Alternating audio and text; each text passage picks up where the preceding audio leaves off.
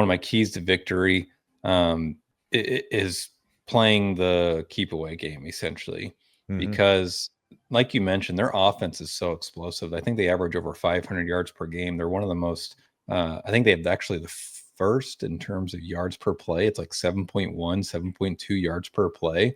7.89. I actually have it written down in my notes here. What is it?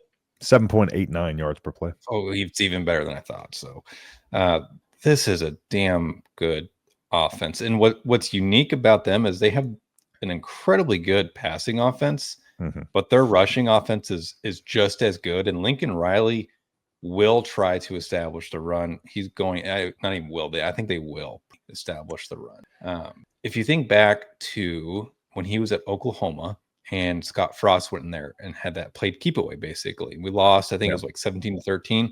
I think a game plan very similar to that is actually what we will be looking to do. And then in terms of slowing down the run game, can you do that? I don't know. I mean, I think Northwestern ran the ball very well last week. I think they had 180 yards rushing. It was about 5.7 yards per carry, but it was other than one run, there was nothing back-breaking. Nebraska did a fairly good job of staying out on a defensive perspective, staying out of second and short, third and shorts for the most part. Can you do that against USC? I don't think Maiava is as much of a threat to run. Now, he can run it, but he's not a guy that's going to be seeking to run. They may do some like read options and stuff like that. He's only scrambled a handful of times on the year. I think our biggest threat is going to be their passing game, though. This is a true test. Like Nebraska has supposedly this top shelf pass defense. I personally, I don't think Nebraska's really played a team outside of Maryland that can air it out almost at will, which Maryland's kind of slowly falling apart. This is your true test to how good is your pass defense. And on top of that, what's their wide receiver's name? Lemon something. Makai Lemon. Yeah, he is. He might be the best receiver in college football. He's a top 5 receiver without question. Top 3 probably. Yeah. Now Jeremiah Smith is the best receiver in college football, but in terms of just how they played this year, Makai Lemon is in the debate for the best, not NFL prospect receiver, but best college football receiver on the season. The kid is incredible. He's electric. And I think Sire Wright actually said he was pretty damn good when he was at USC with him as well. So I'm really curious what Nebraska's strategy is, because I don't think we're going to – they have a really good offensive line in my opinion. So because not only do you have to worry about getting a bunch of pressure. Not only have to worry about Makai Lemon, Jacoby Lane is over there as well. Yeah. And so like this isn't, Nebraska's had to go against some really good receivers, but this is a true receiving core, and I'm talking through the wide receivers and into the tight ends as well.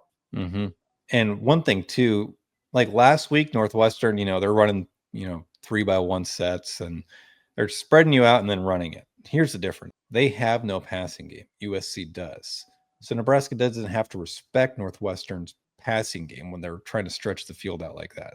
Where USC, you have to be able to balance coverage while having a respectable amount of guys in the box to stop that run. This to me is this worries me the most, more than anything. Yes, because we're going to have to rely on our defensive front to be able to step up and stop the run. And one of the things that USC does well is they break tackles, because looking at PFF, I was looking at King Miller in the last game. Well, he's 70 yards rushing, but 48 of those yards were after contact, right?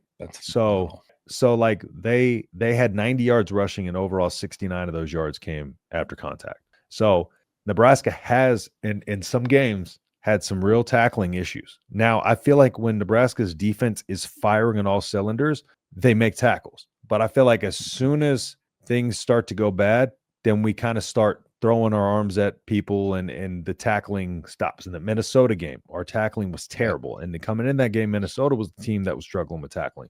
So this has to be a game, and I think this will be, because I think they're going to have an aggressive kind of identity all this week through practice defensively, because I think we have to just come out and play with no kind of fear of failure on the defensive side. And we have to be ready to just come downhill fast and hard and be able to make hits and be able to make tackles. And we got to be rallying to the football more than any week. And sometimes our DBs are going to have to get out there on one-on-ones and man coverage, and they're going to have to be able to hang with these guys. And if you start letting them run the football, well, because we look at the Indiana game last year. Indiana, everybody's worried about their passing attack and all that. And I said the key to the game was to stop the run. But you saw just how much like Indiana coming out early in that game and running the football, then you're on your heels. The defense is completely on their heels.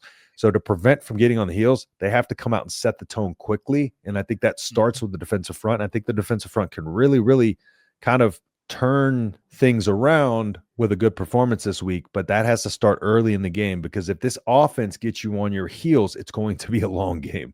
And so Nebraska has to get on the front foot early and be able to push downhill and be able to stop these guys, because that it has been shown that you can get to these running backs. They didn't have a ton of yards, but the yards after contact. So it has been shown that you can get to these running backs early in the play, but don't let them get ahead of steam, because then you're in for a tough day.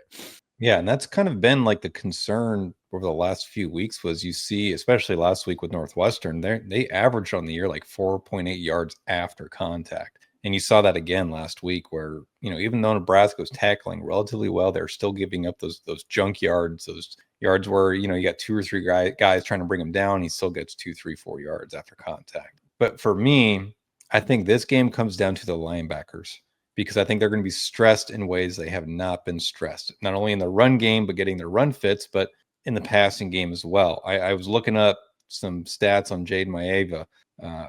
I don't know how he's not getting more serious contention for the Heisman. I'm not saying he's going to be a winner by any means, but he's got a 14-2 touchdown to interception ratio. He's got 4 rushing touchdowns on the year.